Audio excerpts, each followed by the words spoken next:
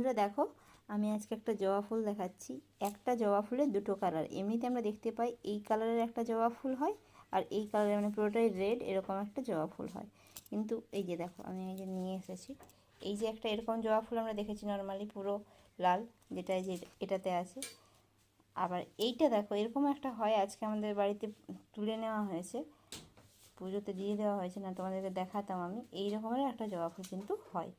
এই একটা জবা ফুল দেখো, তার দু রকমেরই কিন্তু হয়েছে পাপড়ি। এদিকে এইরকম পাপড়ি, এদিকে এইরকম, তিনটে লাল দুটো সাদা, মানে সাদা নয় ঠিক হলদে টাইপের।